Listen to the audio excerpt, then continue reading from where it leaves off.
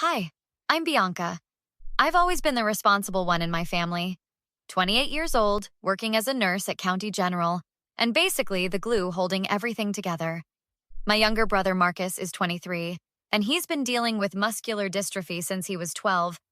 Our dad, Richard, always had this thing about tough love and not coddling Marcus, which really just meant being cruel about his condition. Bianca, can you swing by after your shift? Marcus's voice crackled through my phone one Tuesday morning. Of course, what's up? I need to talk to you about something. It's important. When I got to the small apartment Marcus shared with our parents, he was waiting on the couch, looking worse than usual. His hands were shaking more than normal. Marcus, you look terrible. Have you been taking your medication? He looked down. That's what I need to talk to you about. Dad cut off my prescription coverage last month. He what? He said I needed to contribute more to the household before he'd keep paying for my meds. Bianca, I can barely walk some days. How am I supposed to work a full-time job? I sat beside him, anger already building. How much do you need? About $300 a month. I know it's a lot. Stop. I'm giving it to you. This is insane. Dad's going to be furious if he finds out. Let me worry about Dad. That was 3 months ago. I'd been secretly transferring money to Marcus, making sure he had what he needed. Our father had this twisted philosophy about self-sufficiency that he'd drill into anyone who'd listen. Last Thursday, everything exploded. I'd just gotten home from a double shift when my phone rang. It was my mom, Linda. Bianca, you need to come over right now. Mom, I just worked 16 hours. Your father found out about the money. He's screaming at Marcus. Please, just come. I grabbed my keys and drove over, my heart pounding. When I walked in, I could hear my father's voice booming from the living room. You manipulative little... He saw me enter. Oh, perfect. The enabler shows up. Dad, what's going on? What's going on? What's going on? His face was red, a vein pulsing in his temple. I checked the bank statements, trying to figure out why Marcus has been so comfortable lately. And what do I find? Transfers. From your account. Marcus was in his wheelchair, tears streaming down his face. Dad, please. Shut up. I'm talking to your sister. He turned to me. Do you have any idea what you've done? You've undermined everything I've been trying to teach him. Teach him? Dad, he needs medication. He has a degenerative condition. He has an excuse. That's what he has. If he wanted his medication, he should figure out how to pay for it himself. My mom stood in the corner, wringing her hands. Richard, maybe we should all just calm down. Stay out of this, Linda. I stepped closer. You're unbelievable. Your son can barely function without his medication, and you're treating this like some kind of character-building exercise? Character is what he needs. Not some bleeding heart sister throwing money at him so he never has to try. Try? Dad, he tries every single day just to get out of bed. Oh, here we go with the sob story. He moved toward Marcus's wheelchair. Get up. What? Marcus looked terrified. I said get up. Let's see how disabled you really are when someone's not coddling you. Richard, stop this! Mom finally moved forward, but he pushed her aside. I stepped between them. Don't you dare touch him. Move, Bianca. No. What happened next was so fast. He grabbed me by the neck, his fingers digging into my throat, and dragged me toward the stairs. I could hear Marcus screaming, Mom crying out. My feet scrambled for purchase as he pulled me backwards. You want to undermine me? In my house? He shoved me, and I tumbled down the stairs, hitting each step hard. I landed at the bottom in a heap, pain shooting through my shoulder and ribs. I could taste blood in my mouth. Marcus was yelling, Mom, call 911, call someone. Everyone shut up. Dad stood at the top of the stairs, breathing hard. She's fine. Stop being dramatic. But I wasn't fine. I could barely move and everything hurt. My neighbor, Mrs. Chen, must have heard the commotion because suddenly she was there, her phone already out. I'm calling the police. Don't you move, Richard. This is none of your business. I just watched you assault your daughter. It's absolutely my business. The EMTs arrived first, then the police. I gave my statement from the ambulance while they treated my injuries: bruised ribs, sprained shoulder, contusions on my neck that were already turning purple. Officer Davidson, a woman in her 40s with kind eyes, knelt beside me. "Miss Montgomery, I need to ask you some questions. Is that okay?" "Yes." "Had your father been violent before this?" "Not physical. Verbal, emotional, but never like this." "And what triggered this incident?" I explained everything. Marcus's condition, the medication, Dad cutting him off, my secret payments. Officer Davidson's expression darkened. "So he attacked you for helping your disabled brother get medication?" "That's exactly what happened. We're arresting him for assault. Given the nature of the attack and the visible injuries, the DA will probably push for felony charges."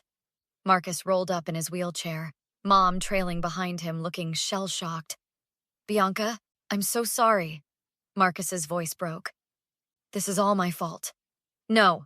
I grabbed his hand. "Don't you dare apologize for needing medicine. This is on him." Mom finally spoke, her voice small. "Maybe if we all just talk to him when he calms down." "Mom, he threw me down the stairs." I gestured to my neck. "Look at this. Does this look like something we can just talk through?" "He's your father." "He's a criminal. That's what he is now," Officer Davidson interjected. "Mrs. Montgomery, your husband committed felony assault. We have multiple witnesses, including a neighbor who saw the entire incident. This isn't going away." Mom's face crumpled. "But what am I supposed to do? How do I pay the bills?" "Are you seriously worried about bills right now?" I couldn't believe it. "Mom, I could have broken my neck." I know. I'm just scared." Marcus squeezed my hand. "We'll figure it out, Mom. But Bianca's right. Dad crossed a line." Over the next week, I stayed with my friend Jessica, a lawyer who immediately offered to help me navigate the legal system. "Bianca, you need to press charges. Don't let anyone talk you out of it." Jessica poured us both coffee in her kitchen. "I'm not backing down." "Good, because I've seen cases like this before. The family pressures the victim to drop charges, the abuser walks free, and it happens again." Mom's already started with the "he's family" speech. "Of course she has," Jessica sighed. "Has Marcus said anything?" "He's on my side. He's actually the one who's been helping me document everything. Past incidents, text messages, medical records showing when Dad cut off his coverage." "That's perfect. We need all of that." My phone buzzed. It was a text from my Aunt Carol, Dad's sister. "Oh, great. The family's circling the wagons." Jessica leaned over. "What does it say?" "We need to talk about your father. This is getting out of hand." Getting out of hand. Like I'm the problem. "Are you going to respond?" "Not yet. Let her stew."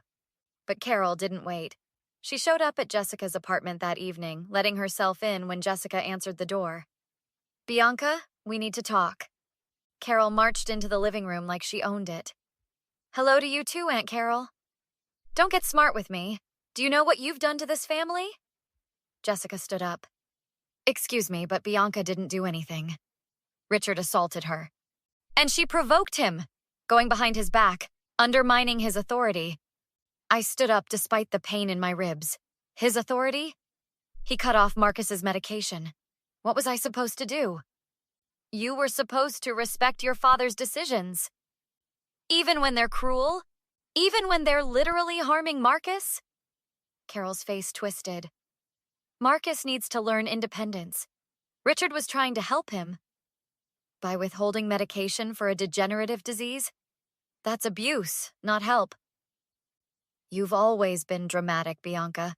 Your father pushed you, yes, but you're making it sound like attempted murder." "He dragged me down the stairs by my neck." I pulled down my collar, showing the bruises. "Does this look like a simple push to you?" Carol looked away.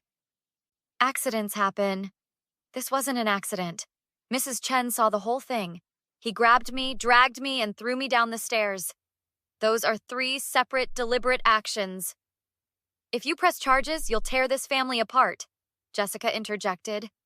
"The family is already torn apart. Richard did that." "Stay out of this. This is family business." "Actually," I said, It's criminal business now, and I'm pressing charges. The preliminary hearing was scheduled for 3 weeks later. The DA assigned to my case, Thomas Rivera, was thorough and didn't mess around. Miss Montgomery, I've reviewed the evidence.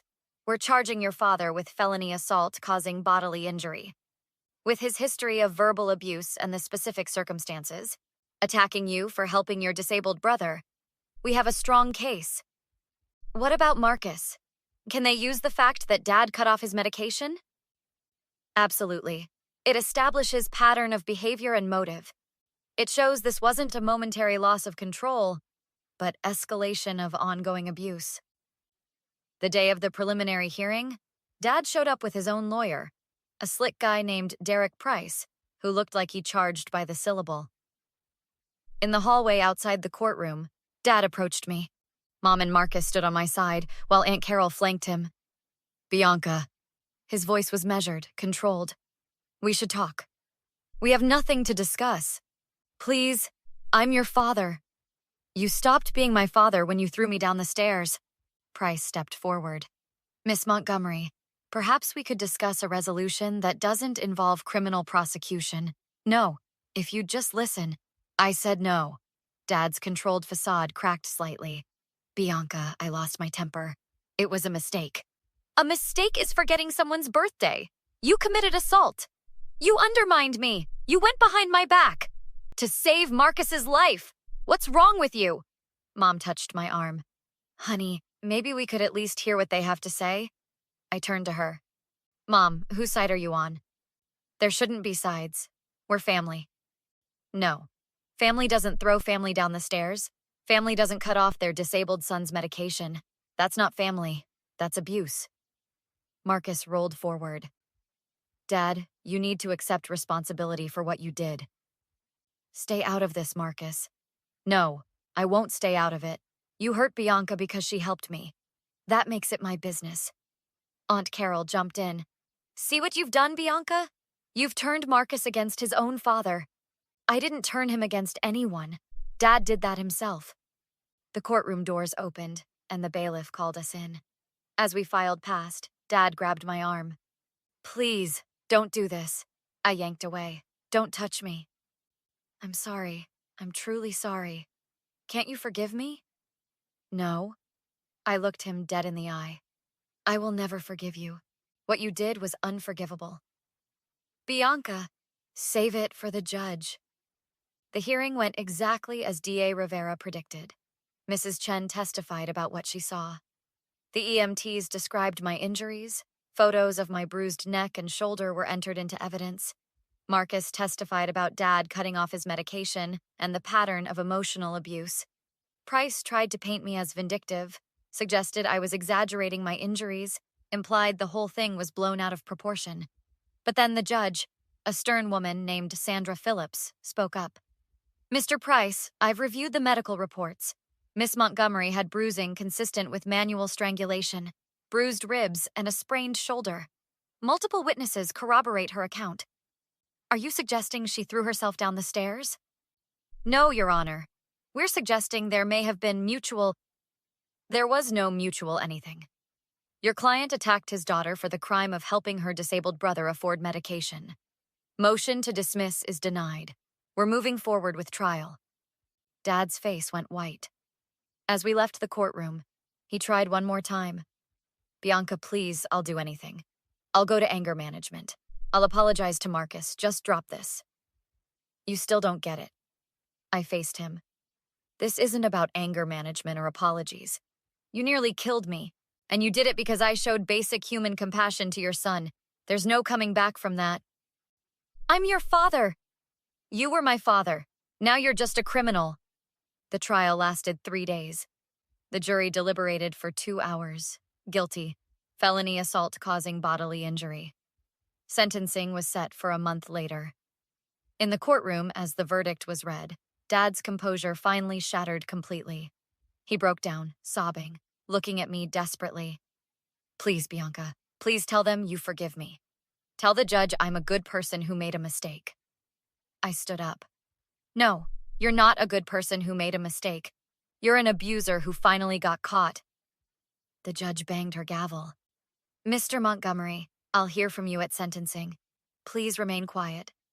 Outside, Marcus hugged me tight. You did it. We did it. Your testimony about the medication was crucial. Officer Davidson approached, smiling. Congratulations, Bianca. That was a solid conviction. Thank you for everything. Just doing my job. But I'm glad you didn't back down. Most domestic violence victims do. Jessica joined us. Drinks on me? We're celebrating. At sentencing, the judge gave Dad 3 years, with mandatory counseling and a permanent restraining order keeping him away from me and Marcus. Mom attended, crying quietly. After, she approached me in the parking lot. Are you happy now? Your father's going to prison. Mom, he assaulted me. What did you expect? I expected my daughter to show mercy. Mercy? Where was his mercy when he was choking me, when he cut off Marcus's medication? She had no answer for that. Marcus interjected. Mom, you need to decide. Are you going to keep defending him, or are you going to acknowledge what he did was wrong? He's still my husband. And she's your daughter. Marcus gestured to me. Dad made his choice.